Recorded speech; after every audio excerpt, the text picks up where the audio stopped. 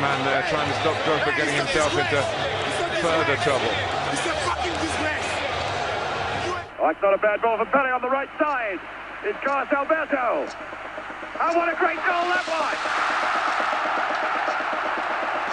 Carlos Alberto. Maradona just walked away from Huddle then. Maradona smoked and Maradona! They're appealing for offside. The ball came back off the foot of Steve Hodge. And Maradona gives Argentina the lead. The England players protesting to the referee.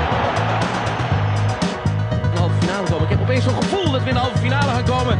Met het balbezit voor Frank de Boer. Frank de Boer speelt de bal. Heel goed naar Dennis Bergkamp. Dennis Bergkamp. Dennis Bergkamp neemt de bal aan. Dennis Bergkamp. Dennis Bergkamp. Dennis Bergkamp. Dennis Bergkamp. Dennis Bergkamp. Oh! Frank de Boer speelt de bal naar Dennis Bergkamp. Die neemt de bal feilloos aan. En die schiet de bal erin. Hello and welcome to the Scoreless Thriller podcast. I'm Alex and I'm joined as always by Leon. Leon, how are you doing? Doing great and very happy to be here tonight. And we're delighted to be joined today by Marcela Mora y Araujo.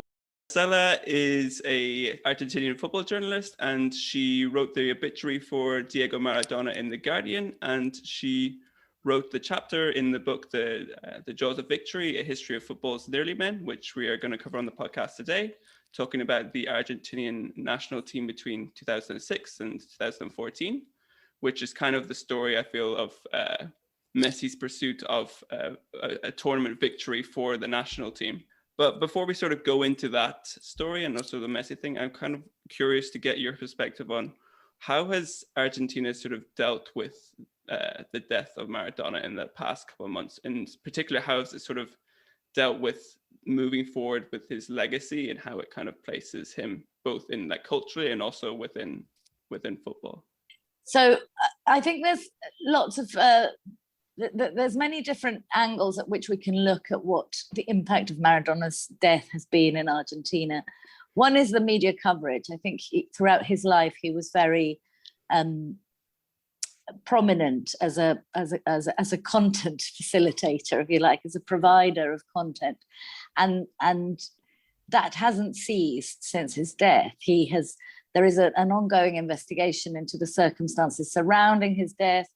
Was there any negligence on the part of the medical team that was in charge of his post-op recovery? And every day new phones are hacked or new developments arise, or the prosecutors call new witnesses, and that is incredibly prominent here locally. That the TV and the more sensationalist papers cover it all the time, and it's quite a dark and sinister tale, really. There aren't very many happy takeaways from what's going on there. It really seems that he was not very well looked after and really very unwell in certainly the last week of his life, and maybe the last couple of weeks.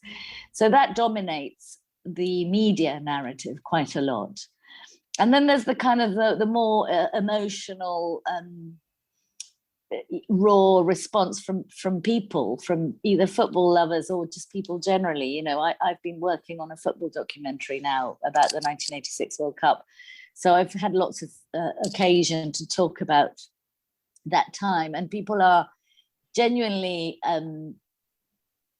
concerned and keen to discuss their own memories of him as if it was someone they truly knew. It's really interesting. It's like loads of different people from all walks of life, older women, young children who've maybe never seen him play, but everybody has a very personal response to the fact that he died, how brilliant a player he was, what his life had been like. And I find that very interesting, because it's not like a distant celebrity. It's like someone close to them has died. And I think that it is quite telling of how he worked emotionally as a celebrity, that it somehow he made everyone feel they were close to him, or that he was an important part of our lives, even though we maybe didn't know him at all. But overall, I think that the balance between those things, the true emotional response to loss that's very genuine from people, and the overwhelming story of just a sordid and tragic life of excess that ended very sadly and lonely and in quite a dark way. That's just being played out all the time. So a little bit like when he was alive, there's this kind of, there's two things that are constantly being weighed up against each other, a kind of almost deity-like adoration for an idol, combined with this just grueling and gruesome horror of addiction and despair and betrayal and loneliness. That's how I see it anyway.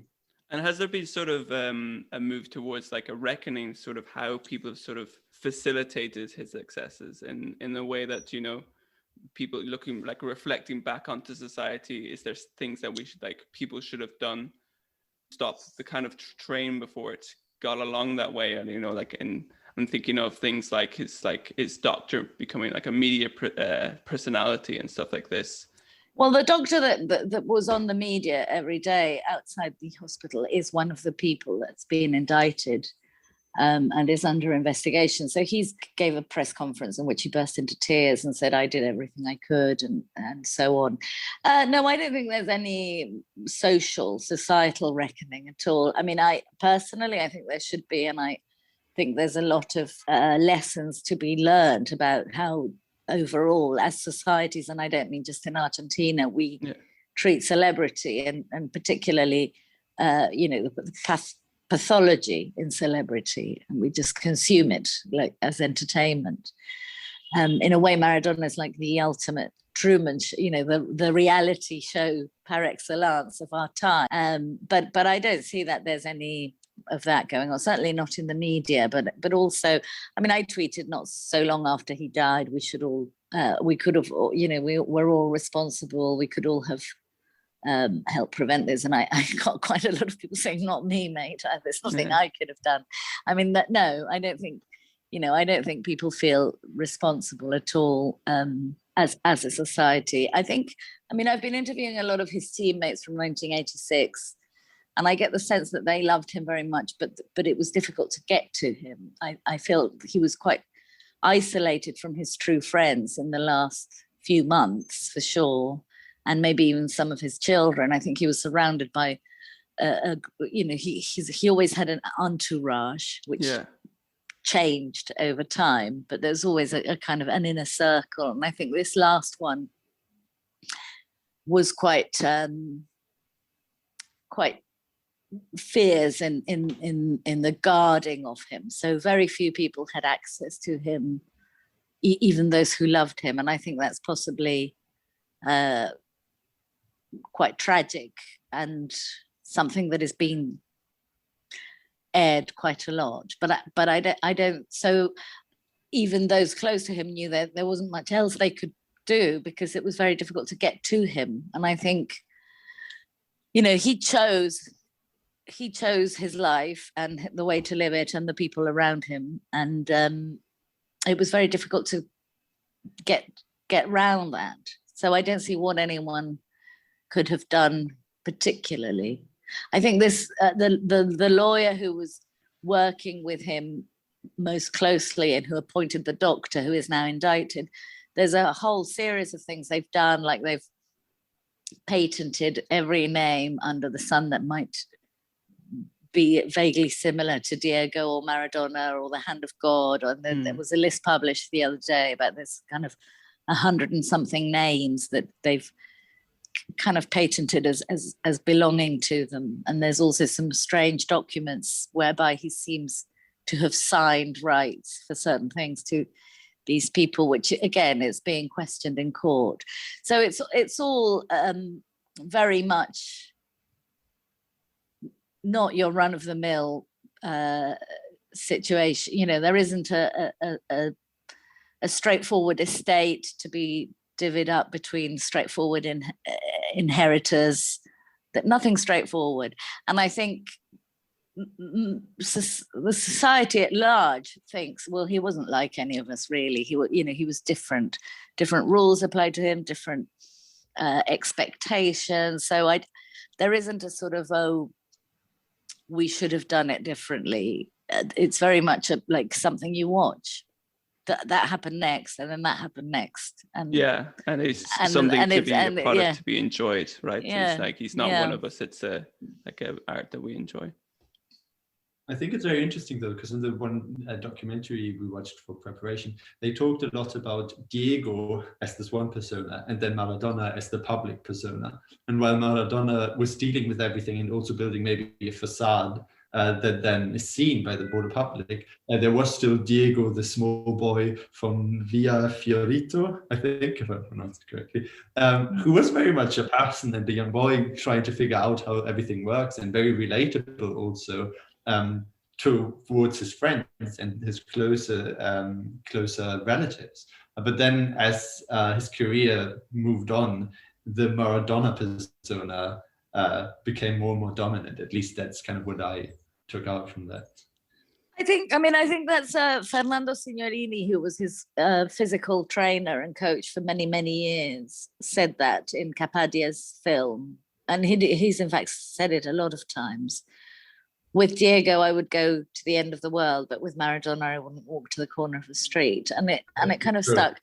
And I mean, I like that distinction in Capadia's film, but I don't believe that there are two separate beings. I think Diego Maradona is one person. And I think both or all sides of him are part of one single thing. And this is something I've kind of held for a very long time. I think this idea that he's clever with his feet but stupid with his head, or an artist with the ball but an idiot as a father, I just don't believe you can do that distinction that simply, and I don't think it's conducive to anything interesting. I mean, I love Fernando Signorini very much and I have a lot of time for him, but I would disagree that and I don't think he meant it as a real distinction. I think he was just saying, it was a way of saying there is a side of Diego that I'm familiar with and that I love very much and that I'm comfortable with. But when he becomes the celebrity, I don't want to be around him. And I think it's precisely because he was always the celebrity at some level, or always he's meshed into one. I mean, sometimes I think of it as a Mobius strip. You think, that side A is Diego and side B is Maradona, and we can just turn it around. But in fact, it's like a single continuous two-sided piece of eternal tape.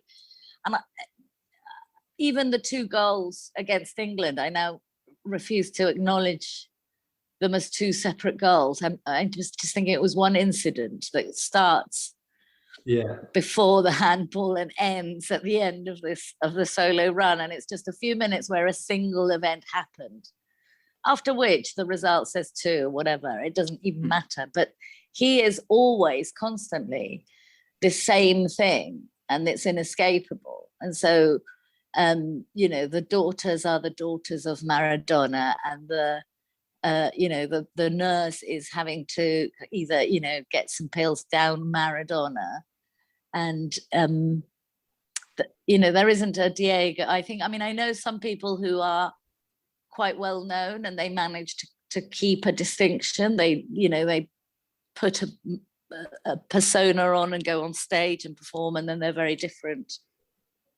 and they've got a private life that they are handling well. And in those cases I would say, there is the celebrity, and then there's my friend, and they're 2 distinct kind of modes, if you like. You switch. But I don't think he could do that. I think more than anyone I know, he was inescapably Diego Maradona all the time. Mm-hmm. One of the things that you I thought of when you were just speaking there was you mentioned you were speaking to his teammates from the 1986 World Cup, and I've in the days after his death, I remember reading a lot of people talking about why he was sort of so loved by his teammates was that, you know, he wouldn't throw his hands up in the air and look very frustrated. And they compared this to sort of other superstar players who would get frustrated with their teammates and not being at the same level. Is this sense sort of something that you've heard from them as well, that even though he was at another level, he was still able to sort of mesh and compartmentalize the talents of his teammates? Yes. I think particularly in the 1986 World Cup, but practically everybody who's ever worked with him in football says that. You know, he was a hard worker, and he was very much not someone to put his hands up and say, "Oh, that was your fault." I mean, these guys revere him, and they constantly say he was one of us, but then they relay a kind of daily life that shows he was absolutely not one of them. And completely his own rules and own thing going on. But he was definitely a good member of the team. He was a teammate, and he was very loyal to them and to other players. You know, he wasn't I mean, I don't want to say he wasn't a prima donna, because in a way he was the prima donna par excellence, but he loved football, and that's real and that's genuine. And I think he made a real effort to train and play and run for the ball and partake with his teammates. I mean, it's quite lovely narrative working out in terms of how, although Bilarda had said before the World Cup, this will be Maradona plus 10, and that's the only certainty about this group, that they all worked in a system where, you know, they could get the best of Maradona, but then each had a really important function to fulfill and a role that he was participative in allowing to happen, you know. I think, but I don't think he would have become such an adored and revered player if he hadn't been able to work in a team, because football is a team game. You don't, you know, I mean, we were talking about Cortázar a little earlier, who really didn't like football because he didn't feel it had the drama of solo sports. He thought tennis and boxing, where it's kind of one man duels with another, or woman, and if we bringing it up to date times. But teams, whereas football really needs a team. You can't have, you know, you can have a great player alone, but ultimately that's just not what moves us about the game. The game works as an emotional inspiration if you have a good team doing something collectively, even if they're not very good, but you still need to know where they are in relation to each other, what the spaces are, what's happening on the whole pitch. Maradona was the best at that, as well as the best with the ball. So he could dribble and head and do all his little kicky tricks and whatever, but he was an incredibly intelligent reader of the entire pitch, and he knew what was going on, and he was able to aid everyone for the best result possible. And you can see it match by match in 1986, how they all start to learn better how to function. So for sure, I think that was absolutely his, you know, the thing that made him amazing while he was a player. But he hasn't been playing football for a very long time, and he still remained amazing. So, you know, we need to kind of keep looking at what was going on with this guy, because 1986 was a very long time ago. I'm thinking, because you talked about Cortázar, and that he said that some other sports may bring along more drama, but isn't the kasi element that you described in the chapter, which is about always just falling short of something in football, isn't that this bittersweet element that also we have talked a lot about in this podcast? Isn't that also something that conveys a lot of drama and human emotions, and that is maybe in that regard not particular to football, but especially strong in that game, because there's so many factors, because there are so many different variables that you have to think about, and they can come together? Definitely. I mean, I don't agree with Cortázar. I just argue against him. You're reading him. I think I think football is the perfect conduit for all of those things, which can happen in any or many other spheres. I mean, of arts, of drama, of performing arts. I mean, just now I've been working with a friend who writes music and helping her write a thing about how she writes music. And I was thinking, you could say this about football as well. You know, there's many facets of creative endeavors and performance. So football is performative and it's creative. And then also, because it's competitive, it has the elements of conflict or war. Like, you know, there's some people like metaphors with war or military action. Definitely competition at the highest level. And so it has many ingredients that we could all relate to, and from you can come at it from different angles. So I think you can explain its appeal very well if you are willing to accept the incredible variety of, you could say it's like dance with a dancer trying to stop you from dancing at the same time or something. You know, I remember saying that to a dancer many years ago, where we were talking about whether football was like dance. And then he said, oh yeah, I forgot about the other team. It was like, you know, I was like, now imagine someone's doing it at the same time trying to stop you. And it was like, so that is brilliant, you know, and we could talk for hours about why football is so appealing and marvelous. I think it's the competitive side, the results, the point scoring, but some Argentinians have called it the resultist dictatorship, you know, the pure lovers of the beautiful game. Others, like Bilardo, Bilardo said, look, you don't come second, you know, either you win or you failed.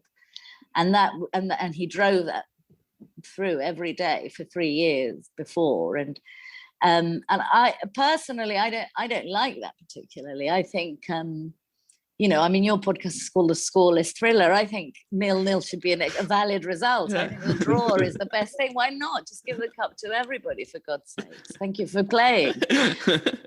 But because the edge of winning is so, you know, the adrenaline is undeniable, then you get another level of engagement, emotional engagement. So people, you know, even people like me who claim not to care about the results get palpitations at a penalty shootout, or, you know, suddenly it matters. Why does this matter? Nobody knows. And I think that's what I was trying to kind of convey in the chapter, the Cassie, which is, you know, almost or nearly, which you say a lot with a ball that touches a post or it just goes out, or all the time in football you're, oh my God, that was almost. But actually, ultimately, what do we mean almost? I mean, especially with regard to Messi, which is what I was ultimately writing about. But I think I do mention Maradona.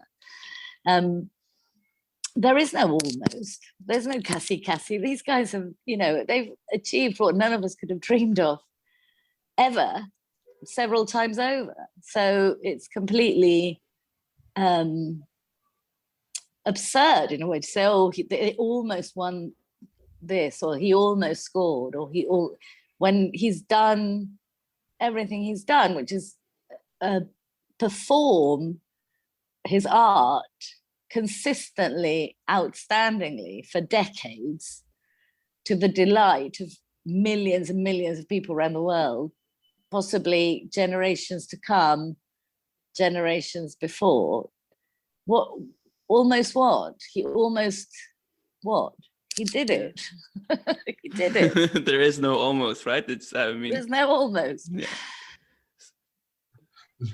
I think there is this element that this insatiable demand for yet another talent, for yet another trophy, for yet another win. I mean, you couldn't see it quite clearly with Napoli, right? After they won the league and they won the cup, and then Maradona says, I've had enough. I'd like to move on, find something new challenge maybe also. But they are so insisting on keeping him as kind of the guarantor winning. There is this insatiable demand by the fans, by the clubs, by everyone to keep it going. So it is kind of this perpetuation of the Caree, right? Even though you have the trophy, even though you have won something, it's still the next season starts and it starts all over again.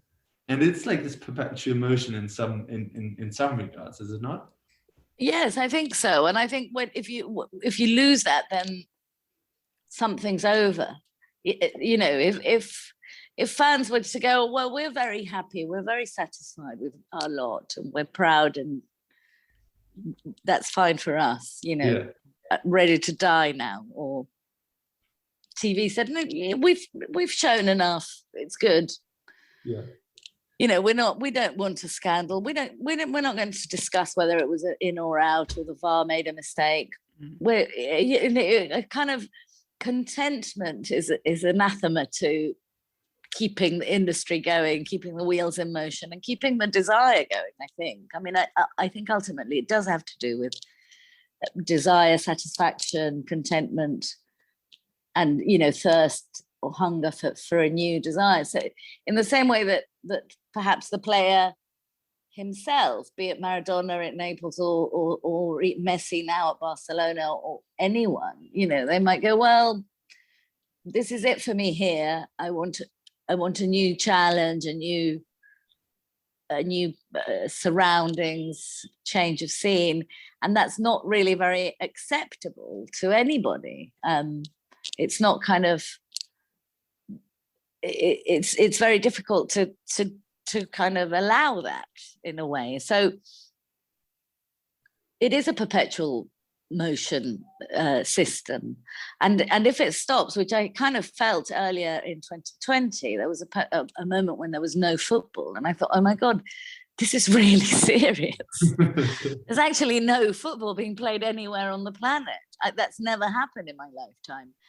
And, you know, it felt more grave than anything else that this was kind of, it finally happened. And in fact, I even wrote a little thing which said, well, maybe Maradona will die now, because if there is no football, what does Maradona do? And then he did die later that year, and I thought, oh my God, I killed him. Yeah. But I don't think it was me. It was just suddenly there was imaginable. A whole load of unimaginable things became imaginable. So you could say, what set of circumstances would need to happen for Maradona to die, or what set of circumstances would need to happen for there to be no football? And suddenly we had this world where the most unexpected set of circumstances they made everything stop. Not, you know, but for me, it was the fact that there was no football being played that really brought it home. And I suspect for artists, it was the fact that there's no theatres or cinemas or live music. But I don't know. I think it would be very strange if a lot of people thought like me and thought, yes, it's a lovely game, we just want to see everyone enjoying themselves, and the score doesn't matter. It would just be a different thing completely. You win some, you lose some. Yeah, I think it's good to keep that voice alive and alert, you know, to say, okay, but we need to be careful here what we're expecting, whether it's of Maradona trying to leave a club, or Maradona trying to live a normal life, or Messi trying to find a new contract, or do, you know, we consume celebritydom, and we demand of our athletes more than we would of someone we knew personally, or of a human being we cared about. And I think that dehumanization of the players is quite dangerous, and I think we do it a lot. And I've now kind of been close to football for long enough that I can see it's not something that changes. Some people say, oh, it's different now. You know, it's different now. In 1986, the press was different, or new media is different, but nothing's really changing in terms of our expectations of what they do. And again, to have a kind of quote pandemic times, at the beginning of the lockdowns about a year ago in the UK, where I usually live, there was a lot of debate about whether players should take a pay cut, because most people were, and they, you know, in solidarity with society, they should be paid less, or they should be forced to give part of their wages to, you know, the NHS or something. And again, I felt very angry about that, because I think most footballers are from very humble backgrounds, and they, you know, they know adversity and financial insecurity better than most. And a lot of them do choose to give a lot back to their communities, families, friends, sport, whatever. A lot of them do. And then Marcus Rashford, this English player, started this campaign against child food poverty, which is a huge issue in England in 2020. You know, yeah. Children go hungry, and unimaginably, it took a football player to say, I went through that, and this is important, to kind of create awareness. So it's not like the player just gave his own wages. He did proper, you know, active, transformative social action, which is really important. And I see it in South America all the time with footballers. They do become very involved. They might build a hospital or a school or even a town, or put electric lighting in a neighborhood where they grew up, where there's no running water or electricity. They do this a lot. And I think as societies, we can keep focusing and rescuing that side of the sport, the one that can, you know, that can reach people and implement change and create awareness of issues, without always just kind of going, oh no, the player should earn less, or the player should earn more, or the player should score more, or we should sell him, he's always on the bench. So I think that kind of very limited grid by which we judge the game, it's okay for the duration of the game, which is ultimately quite short. And then, you know, I don't think we have to, but we could, just be a little bit more flexible about our powers to judge and consume certain aspects of the industry, and advocate and encourage others. So I would say buy less branded trainers and give more to, you know, courses that footballers endorse, that we agree with. I mean, some footballers are also notoriously, you know, ideologically not aligned with my views. I mean, in South America, a lot have become politicians in the extreme right and all sorts of things. Yeah. But that, you know, they're people like everyone. So I think if we encourage them to be thinking sentient beings, I mean, some examples are really interesting, like Faustino Asprilla in Colombia, who is, you know, but permanently kind of advocating for anti-wokeness. And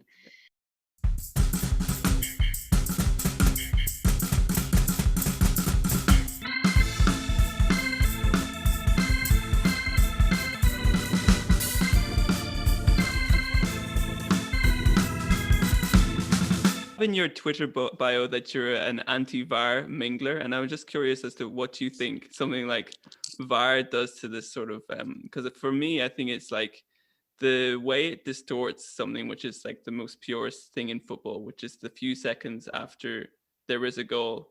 And now you have this sort of like weird cultural thing where, you know, players are less wanting to celebrate goals because they'll look stupid and end up on a meme like Pep Guardiola, or there's also like very new thing of people before we had the lockdowns, crowds celebrating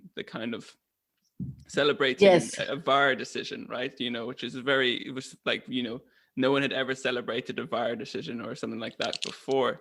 And what do you think this kind of will do to the way we sort of consume football, and also how like football sort of plays out for people? Well, I don't like VAR because to me it slows the game. Well, it doesn't slow it. It doesn't slow the game. It breaks it up in a very American way, and I think it just breaks the flow of it. You know, I think mistakes are part of it, and really bad ones, such as the hand of God, are. You know, VAR. Somebody said when Maradona died, VAR would have not allowed either of those two goals, and that's then the whole history of humanity would be different. So I don't like VAR because of that, but it annoys me. I think it's part of the Americanization of soccer. I think it's, you know, in the mid-90s when the US was started to toy with the idea of soccer being part of their world, and they had held the World Cup and so on, and the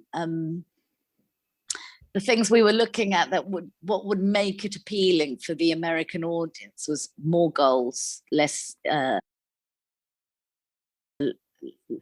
dribbly, more action, and VAR kind of does that. You know, there's a lot more, I don't know, set pieces and to penalties me exactly, ridiculous handballs. Yeah. But then I guess, you know, technology is part of the world, and we all have to adapt. And I think, you know, I'm closer to 100 than 0 in age, and I suspect that it's people closer to 0 that will live in a world that is far more comfortable with technology than certainly I am and my generation. So in tennis, I remember the debate about the eye that would say if the ball was in or out, and we were all going, oh, but then John McEnroe, what will he do? And it was like, well, maybe he'll be a rock star or a TV commentator, you know. We'll all find something to do. The technical stuff never even works. Like oftentimes I feel they interrupt the game, then they make a decision, and afterwards everyone still is annoyed. More angry than they were even before. Yeah, exactly. There's no decision. It's still ambiguity. I've yet to see a VAR moment that makes me think, oh, thank God that VAR was there, you know. Exactly. That's made it better. But who knows? I mean, I don't see what the arguments are for it at all, but if it's here to stay, then I guess beauty will happen around it anyway, ultimately. And maybe people will go, well, it was, you know, VAR annulled it, but it was the best dribbled past 7 players anyone's ever seen in the history. So you know, we will all like respect the altar of the gifted, whether or not it's allowed. Yeah. No, so to bring it back to the book chapter, I mean, before I'd read it, I'd never quite realized quite how close apparently that Messi came to playing for Spain. So you have the situation with the hastily arranged under 20s friendly against Paraguay, so basically just to tie him down to the national team. How has he ever, like, in the years since, sort of spoken about this, or how is this incident kind of viewed in Argentina, and is this sort of like viewed as kind of a maybe black mark against his, like, quote unquote Argentinianness, that this was sort of a somewhat possibility? No, I don't think it would be a black mark against him at all, because I don't think you know, in how he's viewed. But no. First, I don't think it's a very particularly well-known episode. I mean, I myself only heard about it fairly recently, but I think it's interesting in that that's what you expect, is that, you know, that when a great talent appears, but people will go to great lengths to claim and hog that great talent. I don't, other than that, I don't think there's nothing really underhand about it, or I don't think he was going to play for Spain. I mean, his father and himself were closely involved in setting this up, so I think they wanted to make sure that he would be, certainly his father, that he would be you know, an Argentinian player. The rules about nationality change quite, you know, periodically, so we have kind of famous cases of players in Argentina who maybe played for another country in their youth without realizing, and then they were ineligible to play for the national team, but ultimately that shifts. I think the whole concept of nationality will shift over time. anyway, and there might be some leeway. Players can change nationality the same way that people can, but no, I don't think. I mean, I like the anecdote because I didn't realize. Again, on this concept of almost or quasi, you think, well, he almost wasn't even Argentinian, but so it was really to play with that idea. But I don't think he himself was so keen on playing for Spain that Argentina, holds that against him at all. And I suspect if he had signed up for Spain, we might not even have known. You might go, oh, that player was born in Rosario, a bit like Trezeguet, who played for France, is kind of an Argentinian personality that we all quite like, even though he played for France. It's not, again, I kind of call on other arts and fields, and there's all sorts of people who are recognized as Argentinian, who've invented the Bic Biro or won Nobel Prizes for chemistry, or great composers of Hollywood, or there's enormous range of Argentinians who we take great pride in saying, oh, they're from Argentina like we are, but in fact worked and operated under another nationality, whether through passport or through living abroad or whatever. So Messi could have been that. He could have been a Spanish player for Spain that we all said, oh, he's from Rosario, and we'd claim him as our own as well, I think.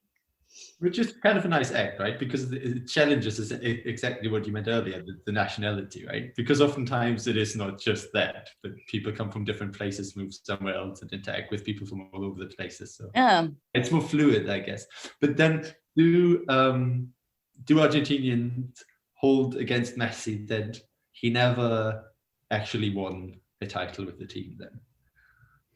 I think I mean, again, I think there's a media fed narrative that is, oh, he still owes us something. I think if you stop people randomly in the street, they would be more proud and delighted by his existence than angry that he didn't win a World Cup. It helped to reach a final in 2014. That was great. That was very good. And then I think Russia to 2018, Argentina, the whole football scene was a shambles. It wasn't just Messi or the team or the squad. It was the entire industry was complete breaking point. And ultimately, I think most people were just very disappointed in football, and no one was finding that escape. Again, interviewing the 1986 players, a concept they draw back to over and over is bringing joy to the people. We were just happy that we played for the people, we brought them joy, we made them happy. And I think the 1978 World Cup is particularly kind of remembered for that, because it was such a difficult, dark time here. And then there was this moment of joy. And I think, I doubt very much, generally Argentinians wouldn't say that Messi hasn't brought us joy. I think he absolutely has. So whether you want to win a cup for extra joy, yeah, sure, everybody loves winning. But if it's good, if the football's good, like it was in 2014 or 2006, even 2010, you can carry the crowd with you.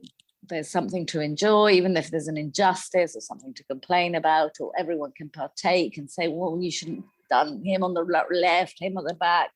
Why did you put him on? Messi needed somebody else. What was that? And that's part and parcel of the process. Everyone is a participative agent, if you like, in the discussion of what football is doing for us as a society. But ultimately, the experience of 2018 was just no joy for anybody. Nobody cared. It was horrible. It was full of rumors. It was bad, and you could really sense that. It was like, oh well, we don't love this anymore, and there was no joy. Yeah. Has that changed at all since 2018? Is that the sort of connection? Well, it's between the difficult Argentinian people because and the team? 2020 has been particularly hard, hasn't it? So it's difficult to say. We'll see. We'll have to see. I think, yeah, I mean, I think it'd be interesting to watch Messi over the next year and a half, see if he has another World Cup in him and what happens. And again, you know, just to close off on the point of the kind of pandemic time where there was no football and it was imaginable that everybody could die, including Maradona. We just have to see whether there is a post-pandemic time where crowds go back to the stadiums, games are played fluidly, and there is a World Cup, and maybe Messi will shine in such a scenario, or maybe he'll just grow into a quite old man that has a lovely, restful life away from the limelight. Who knows? Anything's possible. You mentioned in the chapter when you interviewed Messi that, you know, you'd asked him about his sort of competitiveness and, you know, whether he sort of, as he'd grown older, managed to sort of manage that competitive instinct. And I'm just and it doesn't no, not at all.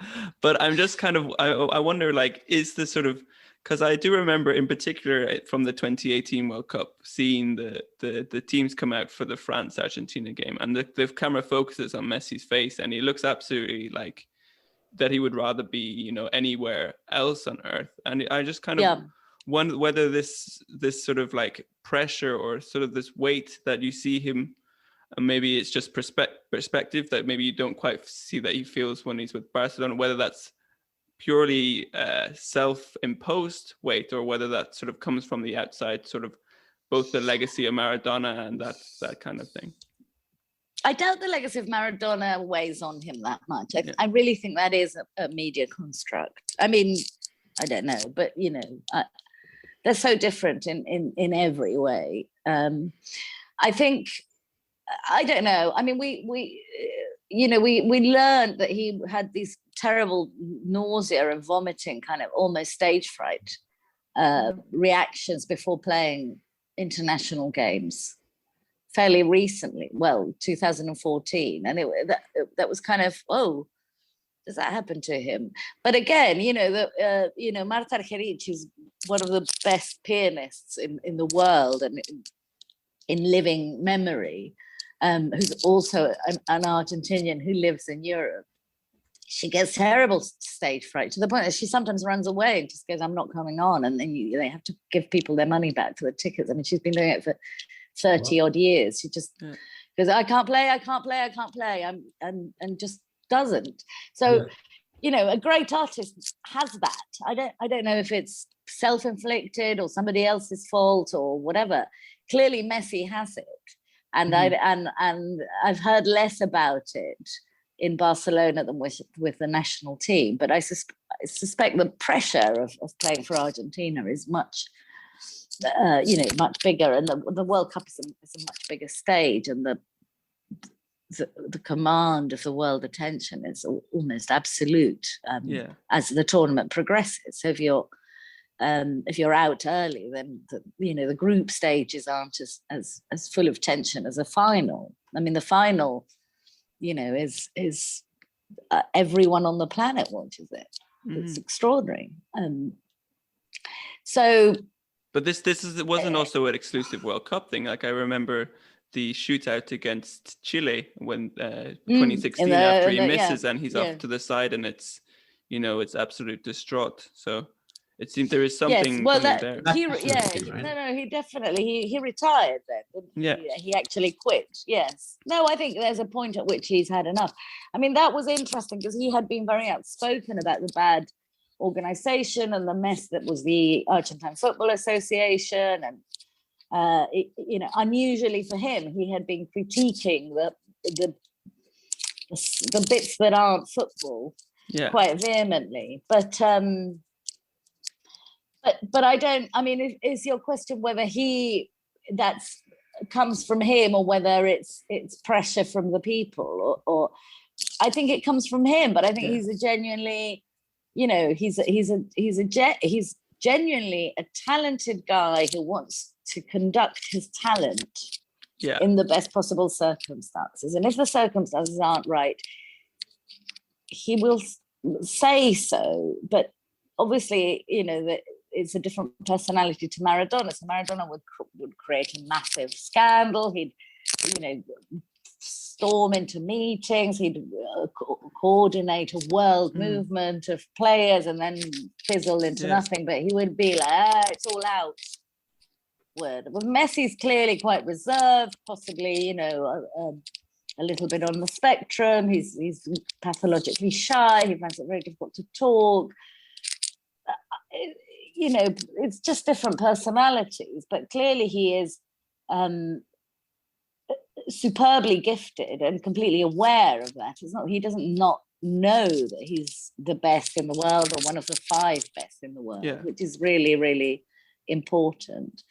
And also willing to say his bit. And I think in a way, an interesting version of this is playing out with Barcelona now, from a few months back to now. And again, I think we should watch that space, because it's quite a fascinating progression from player to something, whether he'll become involved in running the club or move to another club, or what could happen. Do you think there's a chance he'll come back to Argentina and finish his career there, or do you think it'll be, who knows? I would be very surprised if he did that. I think he would find that very difficult personally, but who knows? You know, who knows? I can imagine him more being involved in Barcelona at a different level than player than I can in Argentina. Who knows? But I mean, that's a complete guess. You know, I wouldn't. But I do think he's got some playing time left, and I'm interested to see what he does with it. And I think he was very keen to move, and they really did thought that, much in the way that the Hollywood studios used to do that to the big stars in the 30s. You know, you just tie them down and say, you either work for us or don't work at all, and that was quite difficult to witness with Messi. It just felt wrong, like from another time. Like you say, I feel like the situation would have, like the differences in sort of personality types between Messi and Maradona, how that situation last summer would have played out with a less sort of introverted character at the center of it. Yeah, for sure.